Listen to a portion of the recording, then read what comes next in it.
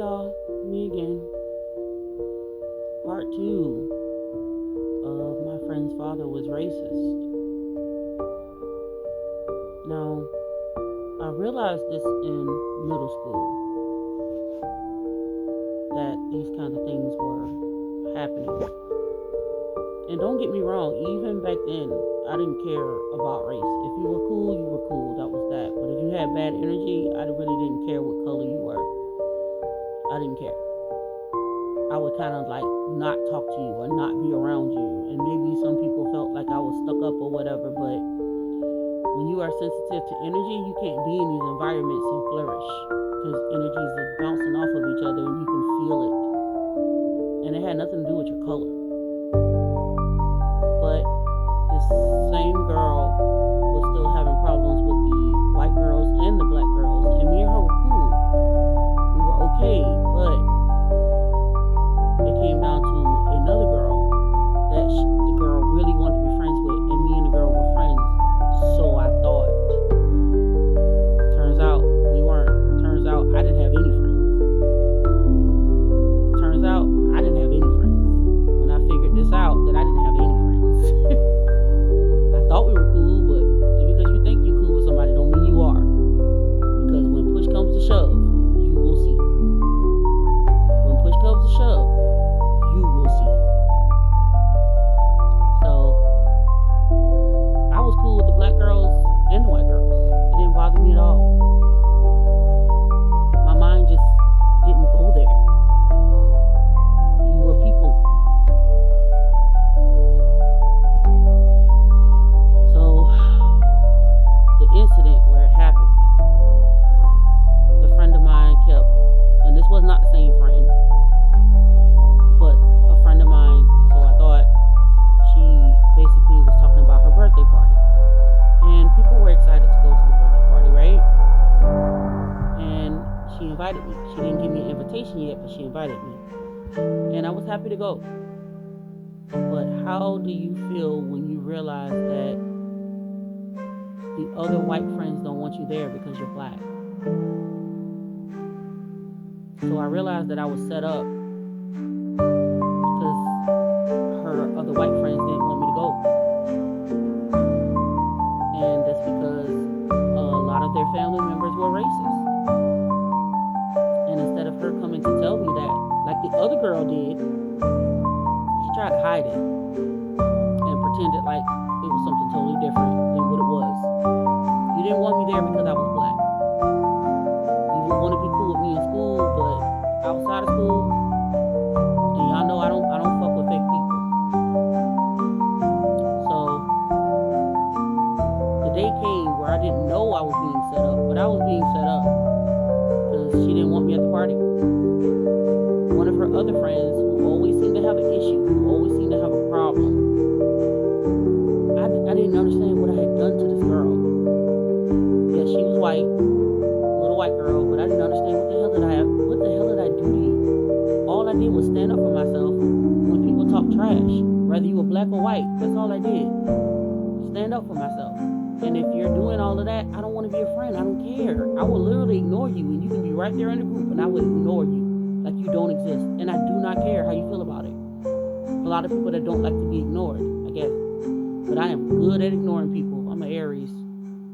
As soon as I feel like you have bad energy, I don't want nothing to do with you. You can be in the same friends group as me, and I will act like you are not there. Period. I don't give a damn. I'm still like that to this day, as a matter of fact. So when the day came around, the girl just kept arguing with me over dumb stuff, like the stupidest stuff. It was so stupid.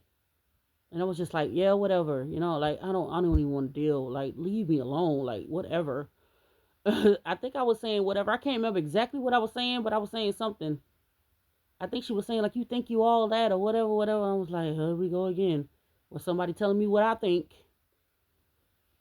And then, I'll never forget, y'all, she threw a sweaty gym shirt in my face. She threw a sweaty gym shirt that someone just took off their body, and she threw it in my face. Now, y'all know, don't throw nothing at me. I don't care if it's cotton balls or Q-tips. Don't throw shit.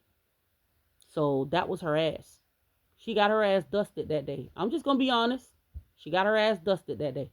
She got her head bammed against those fucking bleachers. True story. True story. It's the truth. Not going to lie. It's the truth. And after that, I was disinvited to the party. I didn't know that. I didn't feel like I did anything wrong. She threw something at me first, so she was gonna get dusted. I didn't give a damn about your race. She was gonna get dusted. I didn't give a damn about your race. Don't throw shit. Don't throw nothing. And then it happened to be a sweaty gym shirt. Girl, you about to get these hands. So she got those hands. Later on, when we're in the office and I'm sitting there like bold as hell, like I'm about to tell what you did. You threw something at me and that's why you got fucked. I mean, you know. Okay, so she gives me a little note apologizing, but it wasn't really about the note. It was about the fact that now that I had done that, I'm the black girl that's angry. I'm the black girl that put my hands on her. Nobody cares about why. I'm the black girl that's no longer coming to the party.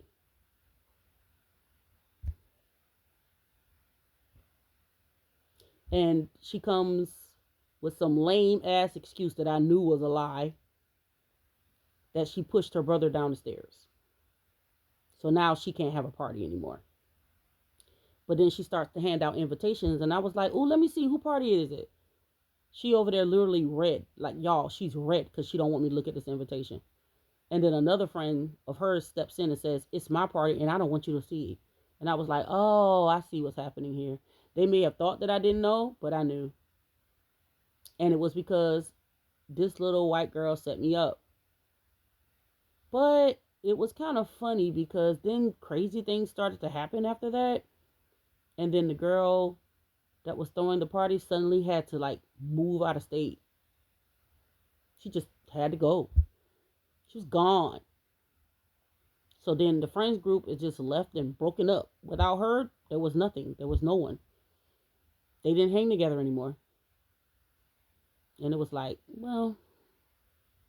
And then that's when I realized that no matter how nice I was to people, you weren't going to stand up for me. Even if you couldn't be my friend if you weren't going to stand up for me.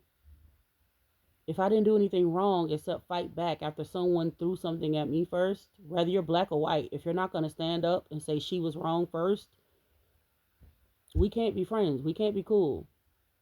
And if your people was racist and they didn't want a little black girl at the party, you could have been honest with me, just like the other girl was. She told me her father was racist, and she told me if we're going to hang out, I'll have to hide you. This is literally what she said to me. And this is how I started determining my friends, whether you were black or white. This is how I started saying, yeah, that's my friend. And this is how I started determining, yeah, that's my friend. Despite your race, despite your color, if you stood up when I was in the right, then yeah, we were friends. And you didn't have no problem checking my ass when I was wrong. That's a friend. That's what I consider to be a friend.